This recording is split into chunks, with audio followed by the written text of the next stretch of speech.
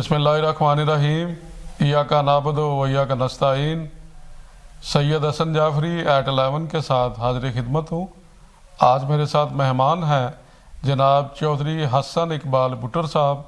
चौधरी हसन इकबाल भुट्टर साहब PP65 से पाकिस्तान तहरीक इंसाफ के नामजद टिकट होल्डर हैं और MPA मुंतखब हुए हैं।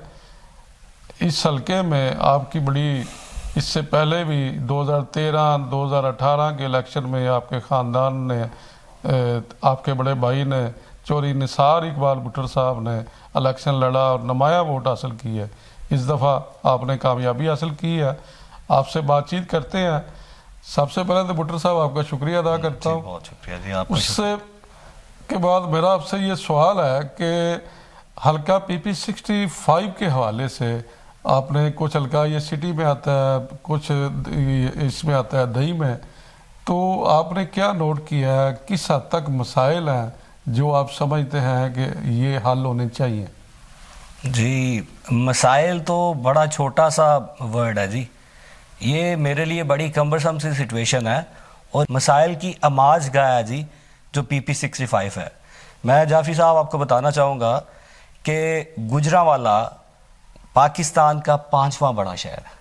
पहले मैं अपने शहर के मसाइल के ऊपर आता हूँ। जी। मगर गुजरांवाला के अंदर 5वां बड़ा शहर होने के बावजूद हमारे पास एक रिंग रोड नहीं है। हमारे पास जो हॉस्पिटल है उसकी जो फैसिलिटीज़ है, मैं देखता हूँ लोग 32-32 किलोमीटर सफ़र करके जाते हैं सिर्फ जवाब लेने के लिए कि इसको लाहौर ले जाएं। एक बेड पे मैंने अपनी आंखों से जाफरी साहब देखा है, ये अलमी है मेरे शहर का, मैंने देखा है कि एक बेड पे मैंने 3-3 पेशेंट्स को इलाज करवाते हुए देखा है। और जो सफाई का आलम है हॉस्पिटल के अंदर, मैं उस पर नहीं जाऊंगा। और आज मार्च 23 को हम बैठे हुए हैं, मैं आपको बता रहा हूँ कि हमारे पास हॉस्पिटल की बिल्डिंग नहीं है जाफरी साहब। ये बहुत बड़ा एक डिजास्टर है हमारे लिए। आप देखें कि 5वां बड़ा शहर और आपके पास यूनिवर्सिटी नहीं है। सोचने वाले हमसे बात करते हैं कि भाई आप लोगों के जो लीडर्स हैं जो आपको रिप्रेजेंट कर रहे हैं वो क्या कर रहे हैं, तो मैं उनको क्या जवाब दूं? मैं खुद बड़ा नादम होता हूं। तो मैं ये देखें, ये मैंने 2 चीज़ें आपको गिनवाई। मैं हर महकमे के अंदर अगर बात करूं, अब एजुकेशन एक ऐसी प्राइमरी चीज़ है ना जिसके बगैर कोई भी माशरा तरक्की नहीं कर सकता। आप देखें कि हम CSPs को देखते हैं या जो प्रोविंशियल मैनेजमेंट सर्विसेज वाले हैं उनको देखते हैं, तो कितने लोग गुजरांवाला के सर्विस में आ रहे हैं। कंपैरेटिवली मंडी बाउद्दीन को देखें आप, शकरगढ़ को देखें आप, इवन जो छोटे पैराफ्रीज के मुजफ्फरगढ़ के लोग हैं, मुल्तान के लोग हैं, वो हमसे आगे जा चुके हैं। तो मैं तो मोर्द इल्ज़ाम हम सबको ठहराऊंगा। और आप देखें हमारी एक नहर है उसके अंदर फुजला फेंका जा रहा है। ये छोटी चीज़ें नहीं है जाफरी साहब। आपके पास एयरपोर्ट नहीं है, आपके पास, मैं आपको बताना चाह रहा हूं कि जो गुजरांवाला की इंडस्ट्री है ये सियालकोट से बड़ी इंडस्ट्री है, मगर पैट्रोनाइज नहीं है, लेबलिंग नहीं करते। यहां पे फुटबॉल बन के सागा कंपनी को जाते हैं, बाहर जाते हैं, हार्ड बॉल्स मेरे हल्के में बनते हैं, बड़े मेहनती और जफाकश लोग हैं, मगर कोई देखने वाला नहीं है। और दूसरी बात, ये मेरे गुजरांवाला के मोटे मोटे मसाइल हैं। मेरे हल्के के अंदर मैं तस्करा करता हूँ हमेशा कि जैसे गुजरांवाला पसमानदा तरीन शहर है, वैसे मेरा हल्का इन 20 हल्कों में पसमानदा तरीन हल्का है जाफरी साहब। आपको मैं बताना चाहूँगा, मेरी एक यूनियन कौंसिल है नडाला संधवा, उसमें 20 गांव हैं और एक हाई स्कूल बच्चों का मौजूद नहीं है। जो BHU है वो 4 एकड़ पे है, मगर उसकी 4 दीवारी तक नहीं है, उधर कुत्ते पहरा देते हैं जाफरी साहब। मैं आपको बताऊं कि आज 2024 में, 2031 में, मैं सबको बता रहा हूं गैस खत्म होने वाली है। 2024 में मेरे 2 गांव हैं, पंबोवाली और बासीवाला, जो मेन पसरूर रोड के ऊपर लोकेटेड है, उनमें गैस ही नहीं है। आप देखेंगे मोखल Sandhwan union council, नडाला Sandhwan union council, Gujranwala की 2 UCs हैं, मगर इनको गैस सियालकोट से आ रही है और ये टेल पे बैठे हुए हैं। हमारे जो पॉलिसी मेकर्स हैं उन्हें इस चीज को देखना पड़ेगा, सोचना पड़ेगा। इसके अलावा मैं अगर बात करूं कि 32 गांव है मेरी फिंगर टिप्स के ऊपर जिनमें सेवरेज का मसला। अब डेवलपमेंट की बात करते हैं, डेवलपमेंट तो 10 साल में देखी तक नहीं है। और मैं बड़े वसूख से आपको बात बताता हूं कि आज तक ये, बल्कि मैं आपसे सवाल पूछता हूं जाफरी साहब کہ کیا آج تک اپنی عمر کے مطابق گجرانوالہ کے کسی ریپرزنٹیٹیو کو, کسی منسٹر کو, پارٹی کے کسی عہدیدار کو گجرانوالہ کے مسائل کی نشاندہی کرتے ہوئے ٹی وی فورم کے اوپر یا اسمبلی کے فلور کے اوپر آپ نے کبھی سنا ہے؟ نہیں. تو بس یہی وجہ ہے جعفری صاحب کہ ہم اتنے پیچھے رہ چکے ہیں. آج ہمیں اپنا تعارف کرواتے بھی خفت ہوتی ہے, خفگی ہوتی ہے. اور دیکھیں اگین گجرانوالہ کو اگنور کیا گیا. بڑے سینئر پولیٹیشنز ہیں, چاہے ان کا کسی بھی جماعت سے تعلق ہو, کئی ہمارے دوست بھائی وہ شیروانیاں بنوا کے بیٹھے ہوئے تھے, مگر پھر اگنور کر دیا گیا ہے. تو مجھے نہیں سمجھ آتی پالیسی میکرز جو ہیں یہاں ہمارے جو مقتدر حلقے ہیں وہ چیزوں کو کس طرف لے کے جا رہے ہیں. ہماری باری آئی ہے جی, جو ہمارے بس میں ہوئی جعفری صاحب اپنے شہر کو ریپرزینٹ کرنے کے لیے وہ کریں گے جی. بحیثیت ممبر صوبائی اسمبلی, آپ چونکہ اسمبلی میں جا چکے ہیں, یہ سارے مسائل جو آپ نے نشاندہی کی ہے یہ اسمبلی کے پلیٹ فارم پہ آواز اٹھائیں گے اور ان میں سے کچھ کام کرنے کی کوشش کریں گے؟ جی بالکل جی, میں الحمدللہ اپنی ڈویژن گجرانوالہ سے پہلا بندہ ہوں جو ابھی تک 32 کویسچنز اسمبلی میں سبمٹ کروا چکے ہیں. ہمارا ایک پروسیجر ہوتا ہے, اس میں 0 اور بھی ہوتا ہے, اس میں اور بھی ڈیفرنٹ طریقے ہوتے ہیں. ایک آپ کو ایڈجرنمنٹ موشن کرنا پڑتا ہے.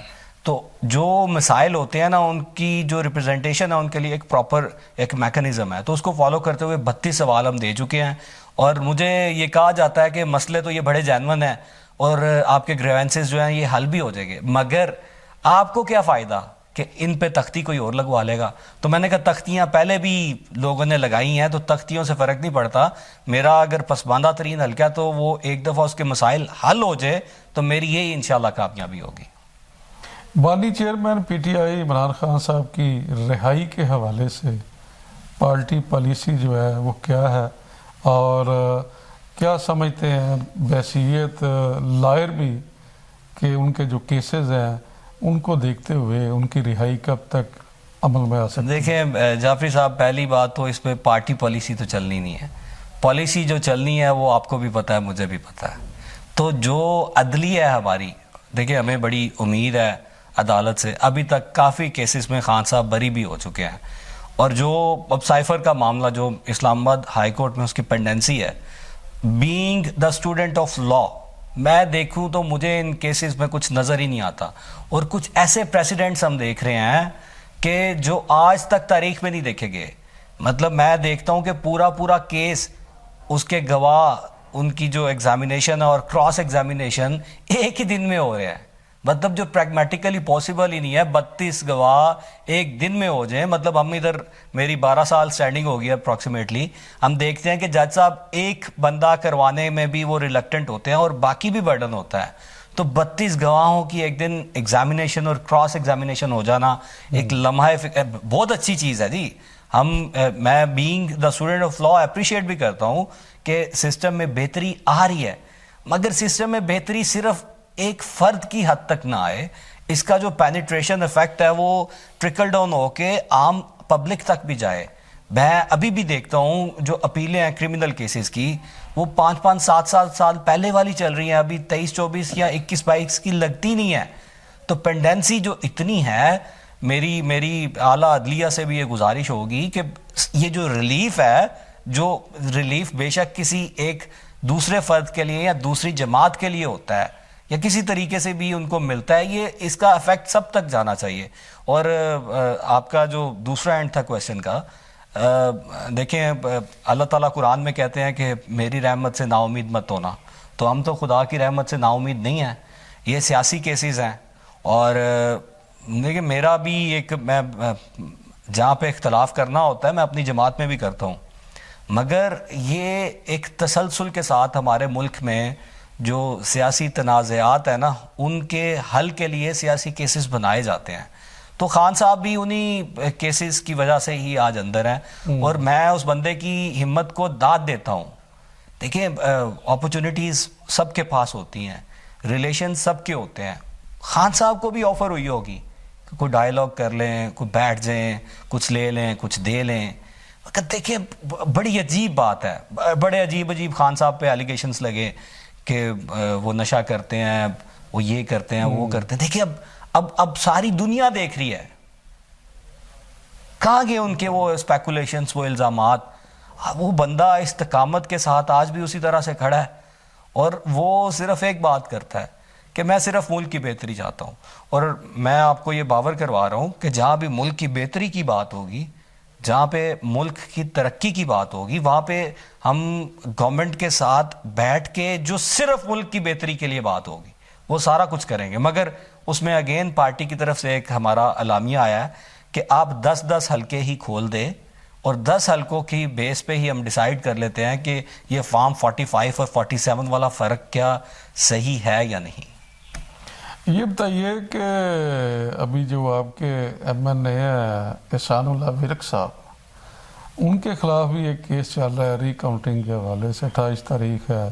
اس سے پہلے بلال اجاز صاحب کا ہوا, ان کو ری کاؤنٹنگ میں ہرا دیا گیا.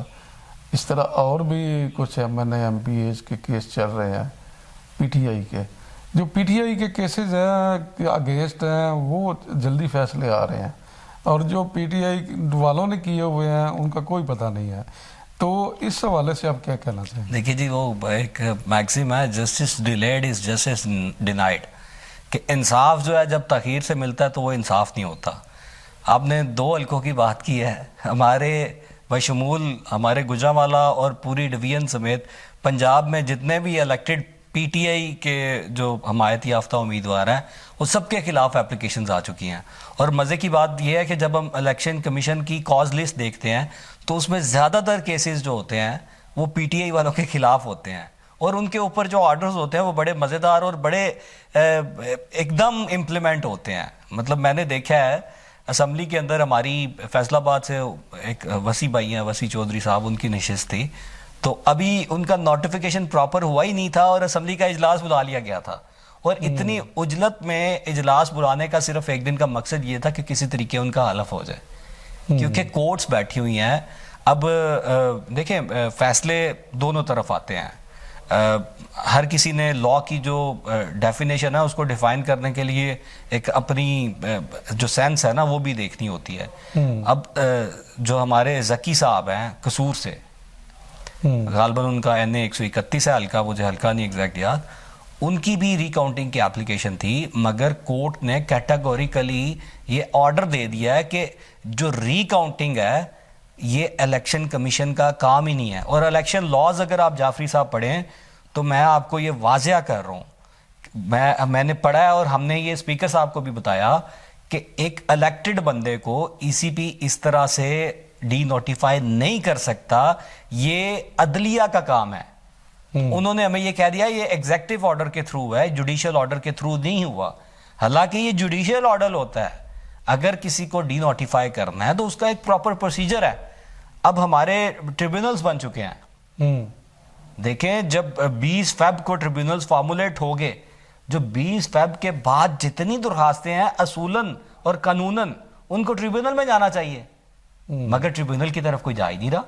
ای سی پی اجلت میں فیصلے کر رہا ہے. میں یہ سمجھتا ہوں یہ دیکھیں پتہ نہیں 2 تہائی تو ہم سمجھتے ہیں ان کے پاس آلریڈی ہے, اگر سیٹیں اور ان کو دینی ہے تو اس دن ہم نے اسمبلی میں بات کی ہے کہ اگر اسپیکر صاحب کو ہم نے کہا کہ محترم اسپیکر اگر ہم لوگ آپ کو یہاں پہ بیٹھے اچھے نہیں لگ رہے تو ہم ویسے ہی چلے جاتے ہیں, آپ یوں کر کے ہمیں نہ نکالیں. اور دیکھیں عوام کی جو سینس ہے نا, آپ اگر ان کی نبض پڑھیں تو آپ پریشان ہو جائیں گے. اور میں آج آپ کو 1 مہینہ پہلے بتا رہا ہوں 21 اپریل کے الیکشن کا بھی رزلٹ ان سے مختلف نہیں ہوگا جو پچھلے الیکشنز ہوئے ہیں, اور یہ پاپولیرٹی اوپر جا رہی ہے. دیکھیں نا ہمارے پاس پالیسیز ہیں ہی نہیں. آپ میں کبھی آپ کو بتاؤں گا لمبی نشست میں, ہمارے پاس ایگریکلچر پالیسی نہیں ہے. آپ کو پتہ ہے یہ پنجاب کے اندر ہم نے, میں اس میں بلکہ ایک دے رہا ہوں اپنی ریکوزیشن بھی دے رہا ہوں کہ جو گندم کا ریٹ ہے اس کو ڈکریز کر کے 250 تک لے کے جانے کا ان کا پلان بنا ہوا ہے. اس کی وجہ یہ ہے کہ جو رشیا اور یوکرائن سے گندم آئی ہے, جتنے ہماری میلز والے ہیں وہ گندم 3200 روپے کے حساب سے لے رہے ہیں, اور ابھی وہ 700 اس میں سے بھی منافع کما رہے ہیں. اور اب جو پاسکو کے پاس ساری گندم پڑی ہوئی ہے وہ ان کے پاس فضول پڑی ہوئی ہے, وہ گندم خرید ہی نہیں رہے آگے سے.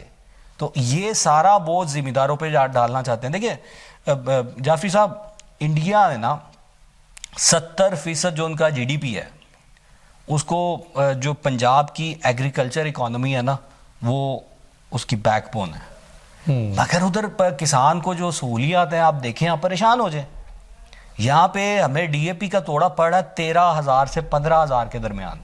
یہاں پہ یوریا کا جو توڑا ہے وہ 6,000 سے 7,500 کے درمیان پڑ رہا ہے. بجلی کا یونٹ تقریباً 57 روپے ہمیں پڑ رہا ہے. اور یہی چیزیں اگر ان کا کمپیریزن انڈیا میں دیکھیں تو انڈیا میں یونٹ 7-8 روپے ہے بجلی کا جو کسان کو مل رہا ہے. نہروں کی پراپر لائننگ ہوئی ہے, ان کے پاس ماڈرن اکوپمنٹس ہیں. ہم تو آج تک اپنا ایک بیج نہیں بنا سکے جناب. ہم نے کالا شاہ کاکو میں سیڈ اینڈ ریسرچ سینٹر بنایا, آپ بتائیں کون سا بیج آپ نے بنایا؟ ان کے پاس فنڈز ہی نہیں ہیں. بس یہی تو المیہ ہے کہ جہاں فنڈز نہیں ہیں وہاں. مجھے ایک دوست بتا رہا تھا کہ جو آئل ریفائنریز ہوتی ہیں نا وہ کچھ لوگ ایسے ہیں 2014 سے انہوں نے انیشیٹ کیا ہوا ہے اور 2024 تک انہیں لائسنس ہی نہیں ملا. وہ خربوں کی انویسٹمنٹ کر کے بیٹھے ہوئے ہیں. اور دیکھیں میں نے اریگیشن کی بات کی جناب, میں آپ کے توسل سے یہ بات بتانا چاہتا ہوں کہ جو ریڑھ کی ہڈی ہم کہتے ہیں ہم نے خود ہی کریک کی ہوئی ہے. 2008 سے میاں شہباز شریف صاحب نے نئے موگوں کے اوپر بین امپوز کیا ہوا ہے کہ کوئی بندہ نیا موگا نہیں لے سکتا. لاکھوں ایکڑ اراضی جو ہے اس ٹائم بنجر پڑی ہوئی ہے. اور کس لیے کہ جس کا اگر کسی کو موگا دینا ہے تو ایک اس کا سی ایم ڈائریکٹو ہوتا ہے, وہ بین اپلفٹ ہوتا ہے, سی ایم ڈائریکٹو ملتا ہے, موگا لگ جاتا ہے, پھر بین امپوز ہو جاتا ہے. جو چھوٹا کاشتکار اور ذمہ دار ہے نا وہ پس گیا جی. میں آپ کو بتا نہیں سکتا. آپ ہیلتھ پالیسی دیکھیں, مزے کی بات ہے کہ ہیلتھ پالیسی ایگزسٹ ہی نہیں کرتی پاکستان کے اندر.